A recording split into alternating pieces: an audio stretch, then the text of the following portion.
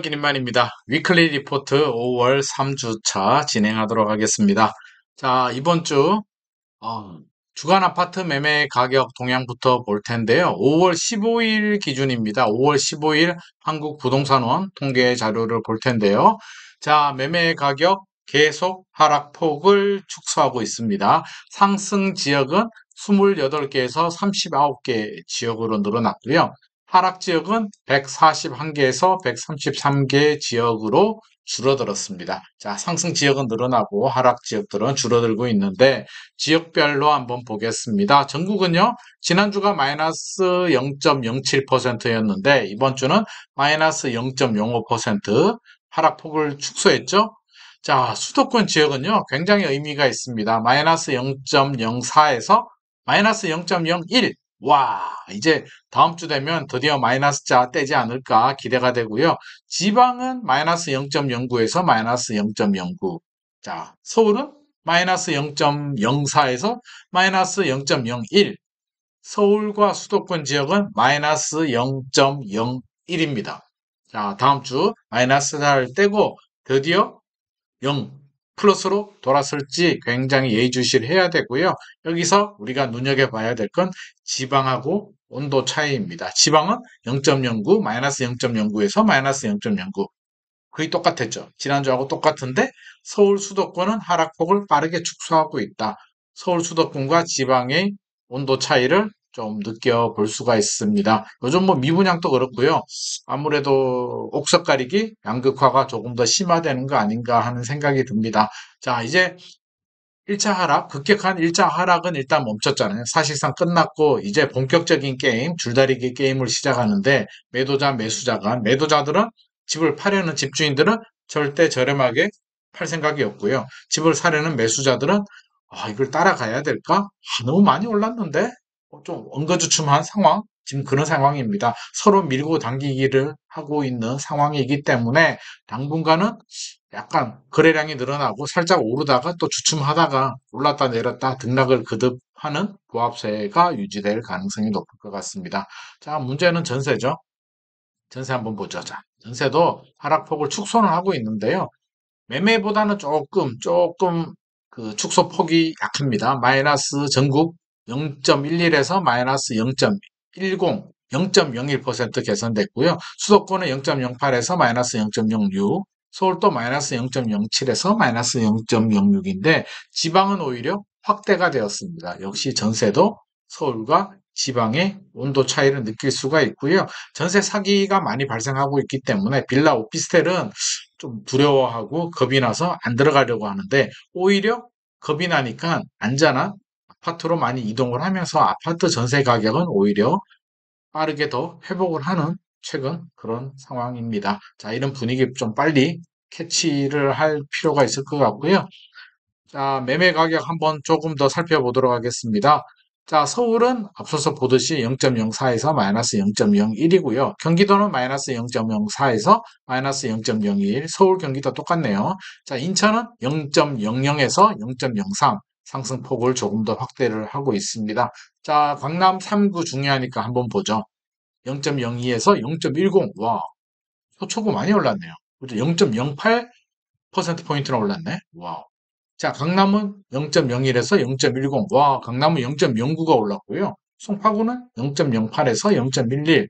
역시 강남 상구의 회복세가 굉장히 두드러지고 있습니다. 이제 상승으로 전환이 됐습니다. 물론 큰 폭의 상승은 아니지만 회복, 상승 폭이 점점점 커지고 있어서 아무래도 서울 중에서도 좋은 지역들, 핵심 지역들 핵심 지역들이 이 회복세를 이끌어 간다라고 볼 수 있을 것 같습니다.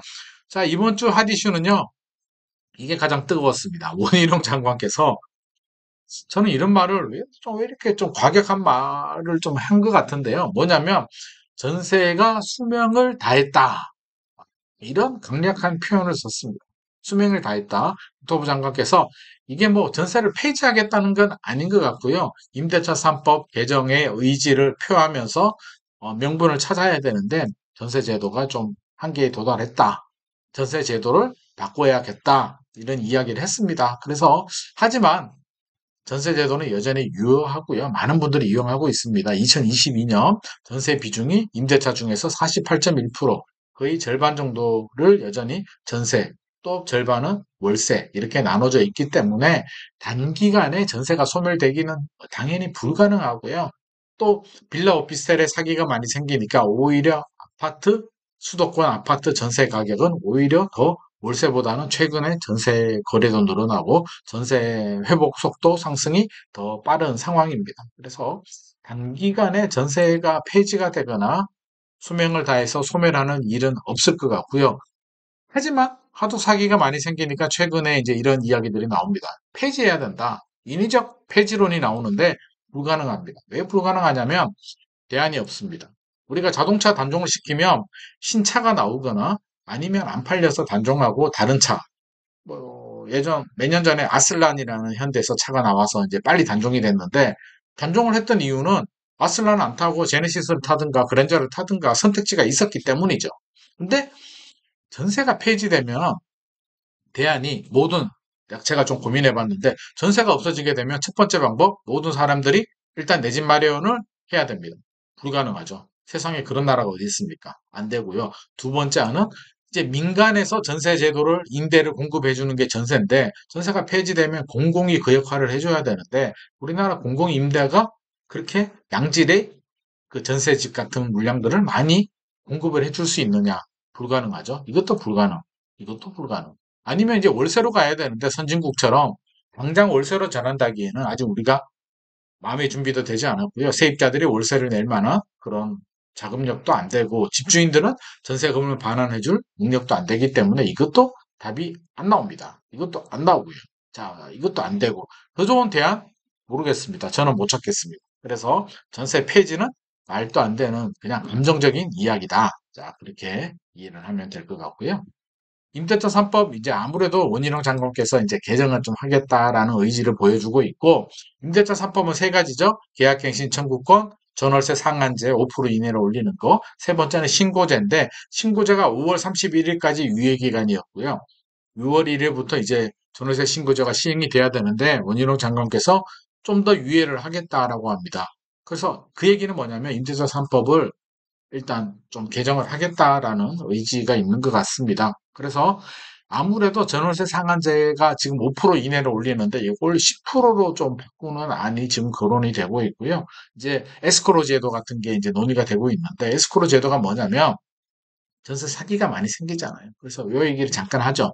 자, 전세 사기를 예방을 하려면 일단 사기꾼들 처벌을 굉장히 무섭게 저는 1억에 1년씩 30억 하면 30년형, 100억을 하면 100년형 이렇게 좀 처벌을 강하게 해야 되고 사기죄 입증을 좀 쉽게 할 필요가 있습니다. 그래서 사기를 하면 와 이거 겁이 나서 위험해서 나는 사기 안 하는 게 나을 것 같아 라는 생각이 들 정도로 굉장히 좀 무섭게 해야 될 것 같고요.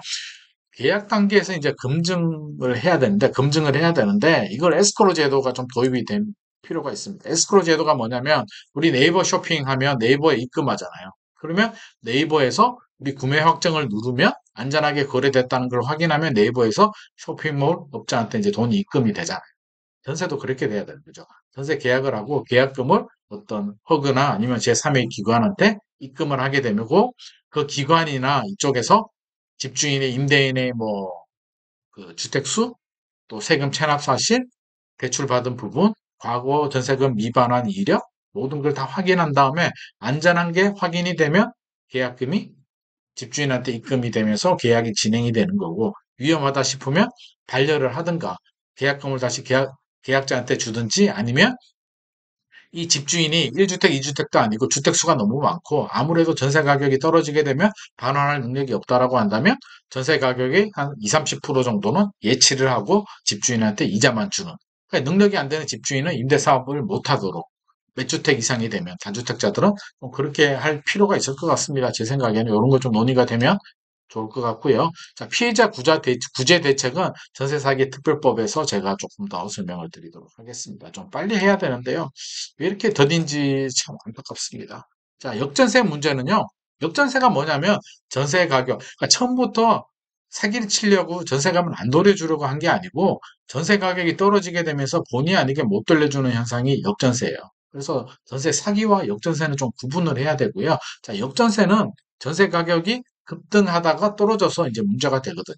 2021년 하반기까지 이제 이런 현상들이 많이 전세 가격이 급등을 했기 때문에 제 생각에는 올해만이나 길어도 내년 상반기 정도가 지나면 이제 아파트 전세 가격이 막 떨어지는 현상은 좀 없어질 것 같습니다. 조금씩 올라갈 수도 있어요. 그래서 역전세는 한 1년 정도가 고비인데 해그 대출이라고 있거든요. 지금 막 DSR에 걸려서 착한 임대인이잖아요. 대출을 받아서 집주인이 이자를 내고 세입자한테 대출을 받아서 돈을 돌려주겠다라는 이 착한 임대인에 대해서는 퇴거 자금 대출을 좀 더 활성화하고 완화를 해서 DSR 적용도 완화를 하거나 폐지를 해주고 저금리를 해서 집주인이 대출 받아서 세입자한테 좀 빨리 돌려줄 수 있도록. 왜 한 1년, 1년 반 정도 지나면 또 해결이 될 문제이기 때문에 역전세는 이렇게 하는 게 좋을 것 같고요. 전세 사기는 엄벌하고 계약 단계에서 에스크로 제도 같은 이런 보안 장치를 마련해서 하는 게 좋을 것 같습니다. 자, 이번 주 또 첨예하게 논란이 됐던 게 전세 사기 특별법인데요. 왜 이렇게 시간이 오래 걸리나요? 이게 4월 27일에 발표가 됐는데 이게 저 벌써 얼마입니까? 지금 벌써 3주가 지나도록 아직도 국회에서 국회의원들 왜 이러십니까? 진짜. 다른 법안들은 빨리 통과하더만 간호사법 같은 것도 막 야당에서 단독으로 하던데 간호사법이 뭐 옳다 그러다 뭐 저는 모르겠습니다. 관심 없고요.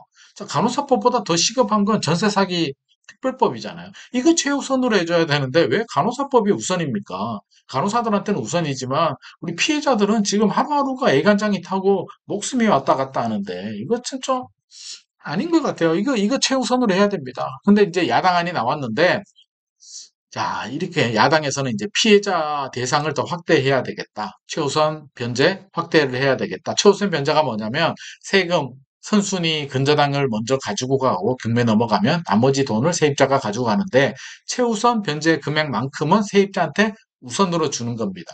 서울은 보증금 1억 6,500만 원 이하에 5,500만 원까지 최우선 변제가 되는데 이거를 좀 확대를 해야 된다라는 게 정부안이고요. 세 번째는 미반환 전세보증금, 못 돌려받은 전세보증금을 뭐 허그나 다른 LH나 공공기관이 참여를 해서 경매를 받아서 세입자한테 먼저 정산하고 먼저 뭐 사후 정산을 하고 이렇게 뭐 하자 나중에 뭐 이렇게 하자는 건데 이거는 세금이 좀 투입이 될 가능성이 높겠죠. 그래서 제 생각에는 1번, 2번 피해자 대상 확대와 최우선 변제금을 좀 해줬으면 좋을 것 같고요. 세 번째 미반환 전세 보증금 뭐 사후 정산 문제는 정부도 반대하고 있고 예산이 좀 투입이 돼야 된다라고 본다면 또 허그나 LH 같은 데서 인력도 부족하기 때문에 3번이 돼야 된다면 1번의 대상자는 확대를 하지 말고 최대한 타이트하게 해서 진짜 사기당한 사람들만 이렇게 구제하는 방안 이 필요할 것 같습니다. 자, 여당, 야당, 정부 빨리 머리를 맞대고 전세 사기 특별법 빨리 좀 통과를 해주기를 정말 간절하게 바라는 마음입니다. 자, 오늘의 내용이 도움이 되셨다면 좋아요와 구독 드립니다.